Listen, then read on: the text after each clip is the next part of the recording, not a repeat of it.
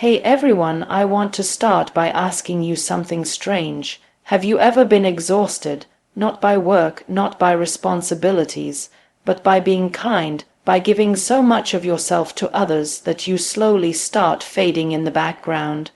If yes, then this speech is for you, and if not, listen carefully, because you might be next. We are raised with this beautiful idea: be kind always. And yes, kindness is powerful, it is healing, but when kindness becomes a mask, when it becomes your prison, that's when you need to stop being kind. Let me explain. Kindness is a virtue we are taught from an early age. It's painted as the highest form of goodness, a soft heart, an open hand, a willingness to give and forgive. But somewhere along the way, we start to blur the line between kindness and self-erasure. We begin to believe that being kind means saying yes when we want to say no, being silent when our boundaries are being crossed, and sacrificing our needs to meet the expectations of others. What we don't realize is that kindness without boundaries is not kindness at all. It's self-betrayal. When we constantly prioritize the comfort of others over our own well-being, we slowly chip away at ourselves. We allow others to take more than we can afford to give, simply because we're afraid of being seen as rude, ungrateful, or difficult. We convince ourselves that turning the other cheek is maturity, that tolerating disrespect is strength, and that hiding our truth is wisdom.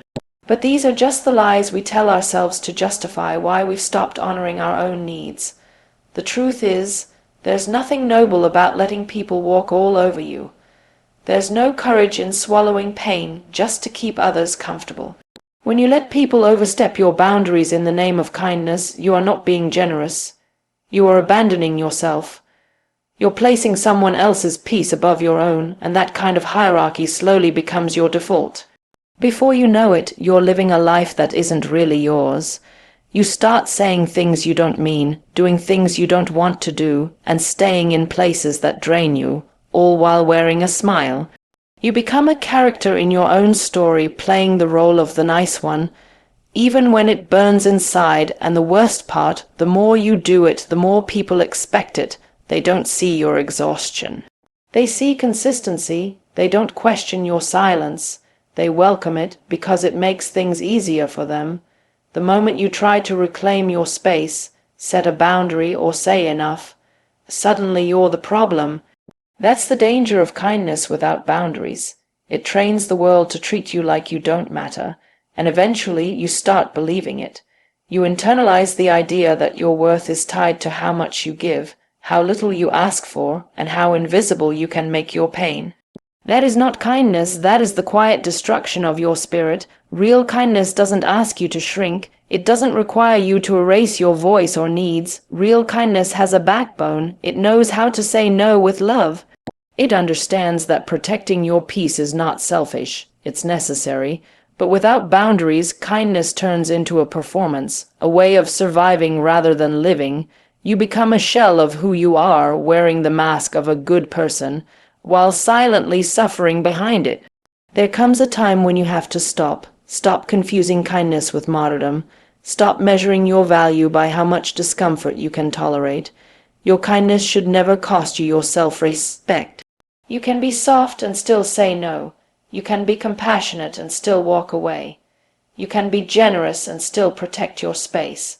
The people who truly value you will not leave when you start drawing lines. They will adjust, and those who don't, let them go, because anyone who only loves the version of you that sacrifices everything is not loving you. They're loving what you do for them, and you deserve more than that. Boundaries are not walls, they are bridges to a healthier relationship, with others and with yourself. They are not a rejection of love, but an invitation to experience love that does not require you to bleed to feel worthy. People-pleasing often wears the mask of compassion. On the surface, it looks like selflessness, generosity, and deep concern for others' feelings. You say yes to every request, go out of your way to help, keep the peace, and avoid conflict at all costs. It feels good to be needed, appreciated, and seen as the reliable one. But beneath that polished surface lies something much more complex: fear. Fear of rejection, fear of disapproval, fear of being seen as difficult, selfish, or unworthy. And that fear, not compassion, is what truly fuels people pleasing. We grow up learning that good people don't disappoint others, that nice girls and obedient boys don't say no, that being liked is the reward for being agreeable. So we learn to contort ourselves, we shape, shift, we nod when we want to object, we stay silent when we want to speak, we offer help even when we're drowning, we smile when something inside us is breaking. And we call it kindness, but what we're really doing is abandoning ourselves over and over again. People pleasing is not about love, it's about survival. It's rooted in the belief that your value depends on how useful, likable, or convenient you are to others. You begin to think that your worth is something you earn by managing everyone's expectations. You measure your goodness by how much discomfort you can absorb to make others comfortable, and slowly that becomes your identity. Not because it's who you are, but because it's who you think you have to be in order to be accepted. The problem is that no matter how much you do, it's never enough. The more you give, the more is expected. The more you bend, the more people assume you're flexible. You become the go-to, the dependable one, the one who never complains. And the second you hesitate, draw a boundary, or express a need, people are shocked. Not because you've done something wrong, but because you've trained them to believe you don't have limits. That's the trap of people pleasing. It teaches others how to treat you in ways that you never agreed to. You teach them that your time is always available, your energy is always accessible, your needs are always secondary, and then you wonder why you feel invisible, why your kindness is taken for granted, why no one asks how you're doing. It's because the role you've been playing doesn't allow room for your humanity. You start to lose touch with what you actually want. You say yes so often that you forget what no even feels like. You become so used to scanning the room for other people's emotions that you forget to check in with your own. And the most painful part is that, deep down, you know you're not being true to yourself. You know that you're betraying your needs, your voice, your truth. But the fear of being disliked keeps you stuck in the same cycle. Compassion is powerful when it's real, when it's a choice, not an obligation. When it comes from fullness, not fear. True compassion doesn't ask you to lose yourself. It doesn't demand that you keep others warm by setting yourself on fire, but people pleasing does. It tells you that love must be earned, that your voice is too much, that conflict is dangerous. And so you stay quiet, agreeable, small, hoping that if you just keep being nice, you'll finally be enough. But fear-driven kindness is fragile. It breaks under pressure. It breeds resentment. It leaves you feeling used, unseen, and emotionally depleted. And no matter how much love you pour out, it never quite comes back to you in the way you need, because people aren't connecting with your truth. They're connecting with your performance. Silencing your truth may feel like the easiest choice in the moment. You convince yourself it's better to stay quiet than to stir conflict, better to hold it in than to risk being misunderstood, better to keep peace than to tell the truth. But over time, what starts as a small compromise becomes a habit of self-abandonment. You get so used to swallowing your feelings, needs, and opinions that eventually you stop recognizing your own voice. What looks like strength on the outside is often just a person burying themselves beneath layers of silence. We often silence ourselves because we've been taught that our truth is too loud, too intense, too complicated. We carry childhood memories where speaking up got us into trouble, or past experiences where honesty led to rejection. So we adapt, we shrink our words, edit our expressions, water down our emotions, and we justify it by saying it's not worth it, or it's better this way. But the truth doesn't go away just because we ignore it. It festers, it waits, and it shows up in other ways, through anxiety, resentment, exhaustion, and eventually emptiness. You begin to live a life that doesn't reflect who you are. You agree with things you don't believe in. You go along with decisions you don't support. You laugh when something hurts. You apologize when you've done nothing wrong. Slowly, your inner world and your outer world drift apart. On the surface, everything may look fine. But inside, there's a growing ache, a disconnect between what you feel and what you allow yourself to express. And that disconnection becomes heavier with time. The cost of silencing your truth is steep. You lose clarity about what you actually want. You forget the sound of your own convictions. You become dependent on external validation because you no longer trust your internal compass. Your relationships suffer too, not because others are bad people, but because they never get to meet the real you. They fall in love with your politeness, your compliance, your smile, but not with your essence. And you can't blame them because you've never let them see it. There's a difference between being private and being silent. Privacy is a choice rooted in self-respect. Silence, when driven by fear, is a form of self-protection that eventually turns into self-destruction. You stop taking up space in your own life. You let others speak for you, decide for you, define you. And when you do that long enough, even you start believing that your voice doesn't matter, but it does. It always has. You just learned to hide it because somewhere along the way, the world taught you that honesty comes with consequences. And yes, speaking your truth will cost you something. It may cost you approval. It may cost you comfort. It may even cost you certain people. But what you gain in return is far more powerful. You regain yourself, your voice, your values, your dignity. The relationships that survive your truth are the ones worth keeping. The spaces that make room for your full self are the ones worth staying in. Living in silence may seem peaceful, but it is a hollow kind of peace. It's not the kind that heals, it's the kind that hides. And hiding can never lead to wholeness. Your truth is not a problem. It's not a burden. It's not too much. It's your compass, your power, your light. When you deny it, you dim that light. When you honor it, you begin to live in alignment. And that alignment may not always be easy, but it is the only path to freedom that's real. Self-respect is the foundation of every healthy decision we make, yet so many of us are taught to place it beneath the comfort and approval of others. We're told that love means sacrifice, that giving until it hurts is noble, that saying yes, even when we're breaking inside, is a mark of maturity. But there comes a point when self-sacrifice stops being generous and starts being destructive. When you continuously prioritize others at the cost of your own mental, emotional, and even physical well-being, what you're practicing is not love, it's self-neglect. And no healthy relationship can grow from a place where self-respect is missing.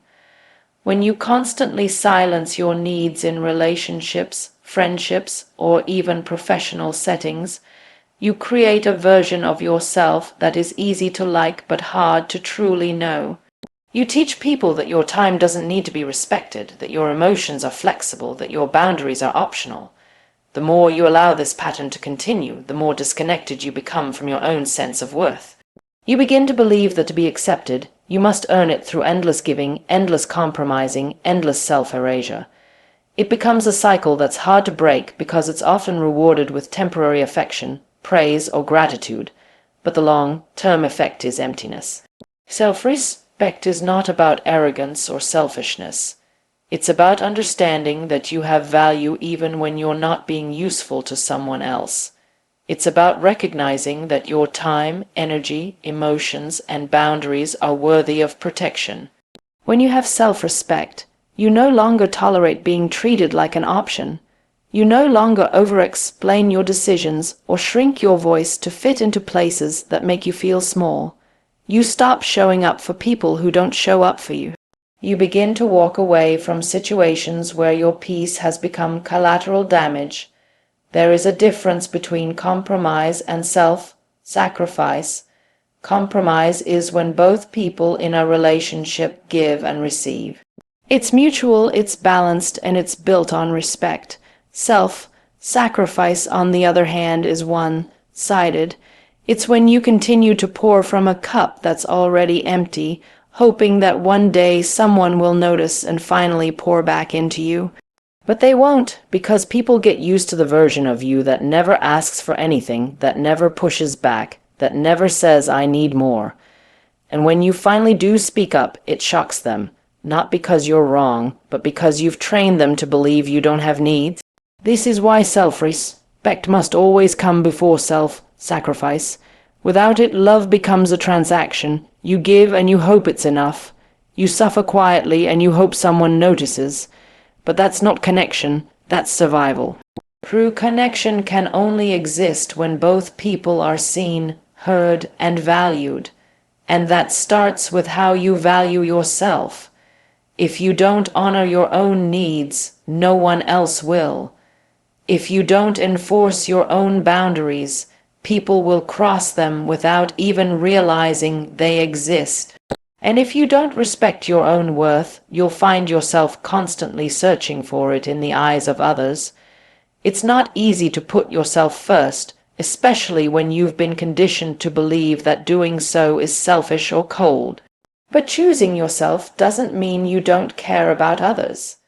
It means you finally understand that your well-being is not up for negotiation, that you're not here to prove your worth through pain, that love, kindness, and compassion mean very little when they come at the expense of your own dignity. Authenticity is not always comfortable, but it is powerful. In a world that constantly pushes us to fit in, to be agreeable, to be palatable, choosing to show up as your true self is a bold and often misunderstood act. From a young age, we are taught to read the room before we speak, to measure our words carefully, to tone ourselves down in the name of politeness. We learn how to avoid confrontation by agreeing with things we don't believe in. We learn to nod even when something doesn't sit right with us. We start to prioritize being liked over being known, and that slowly chips away at our sense of identity. Being agreeable is easy. It keeps the peace, keeps relationships surface level and manageable, and shields us from judgment. People like the version of us that's predictable and pleasing, but that version is not real, it's curated, it's edited for consumption. When you live like that for too long, you forget what it feels like to express something raw, something that hasn't been filtered through fear. You start to doubt your own instincts because you've been ignoring them to follow what everyone else expects. Agreeability becomes a costume that you wear so well that people don't even question it, and eventually neither do you. But deep inside, you feel it, the quiet frustration, the moments of silence when you should have spoken up, the resentment that grows when your needs are constantly put on the back burner. You start to feel like a guest in your own life, like you're performing instead of participating. The more agreeable you become, the further you drift from your truth, and the longer you live in that space, the more difficult it becomes to return to who you really are. Authenticity is the decision to stop performing. It's the choice to stand in your truth, even when it makes others uncomfortable. It's not about being loud or confrontational. It's about being honest. It's about choosing clarity over comfort, even when that clarity shakes the foundation of your relationships. Not everyone will welcome the real you. Some people will be confused, disappointed, or even angry when you stop agreeing just to make things easy. That's not a sign that you're doing something wrong. It's a sign that you're growing out of spaces that were never built for your full self. When you begin to live authentically, your world may shrink at first. People who only stayed close because you made things convenient might start pulling away, but what remains, and what comes in its place, will be real. The connections that survive your authenticity are the ones that were meant for you. You won't have to perform for those people. You won't have to keep checking yourself at the door. You'll breathe differently around them because you'll know you're allowed to take up space. Authenticity invites depth. It invites intimacy. It brings a kind of peace that agreement can never offer because it comes from within. You're no longer constantly monitoring yourself to ensure you're saying the right thing. You're no longer walking on eggshells in your own mind. You don't need to remember which version of yourself you presented to whom. You just show up as you are and let that be enough. It takes courage to choose authenticity over agreeability. It takes strength to risk being misunderstood in order to be true. But every time you choose truth over comfort, you reclaim a piece of yourself that was once lost. And slowly you become whole again, not because everyone accepts you, but because you finally accept yourself without apology or disguise. Real kindness begins with being kind to yourself.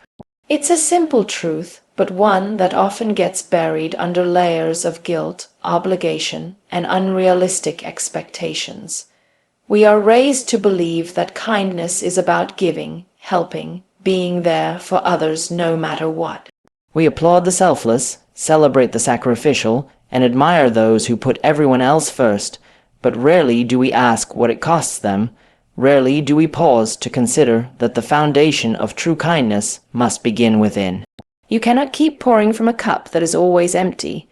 You cannot truly offer compassion to the world when you are cruel to yourself behind closed doors. We are often far more patient with others than we are with ourselves. We offer forgiveness to people who have wronged us, but we replay our own mistakes over and over in our minds.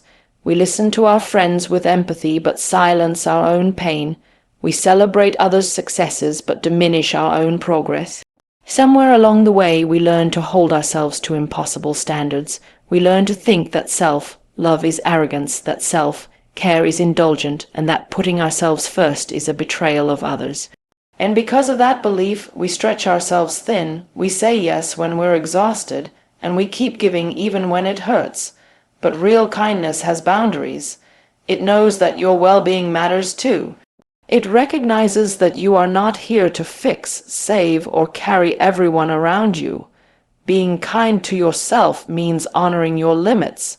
It means knowing when to step away instead of staying in spaces that drain you.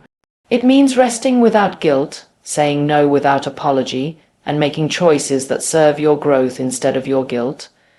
It's not selfish to take care of your mental health. It's not unkind to distance yourself from toxic dynamics. It's not wrong to protect your energy. In fact, it's necessary. You teach people how to treat you by how you treat yourself. If you constantly neglect your own needs, you give others permission to do the same. If you never advocate for yourself, you create a life where your voice is rarely heard. When you begin to show yourself kindness, everything starts to change. You begin to choose relationships that feel safe and nourishing. You stop chasing people who only respond to your suffering. You create an environment where you don't have to earn love through exhaustion. Being kind to yourself also means speaking to yourself with gentleness. Your inner dialogue should not be a battlefield. You are not your worst day. You are not your flaws. You are not the version of yourself that was shaped by trauma, fear, or rejection. You are constantly growing, learning, evolving. And growth is not linear. There will be moments when you fall back into old patterns. There will be days when your confidence wavers. But choosing to meet yourself with understanding rather than judgment is what separates kindness from punishment. When you are kind to yourself, you become a better version of yourself, not just for you, but for everyone around you. You show up with more patience, more presence, more depth. You're not giving from emptiness anymore. You're offering from overflow. Your kindness is no longer rooted in the need for approval, but in genuine care. You're no longer acting out of guilt, but from a place of grounded clarity. The world tells you that kindness is about sacrifice, but the truth is that the most lasting, meaningful kind of kindness starts from within. It's how you talk to yourself when no one's listening. It's how you treat yourself when no one's watching. It's the quiet choices you make every day to protect your peace, honor your heart, and trust your journey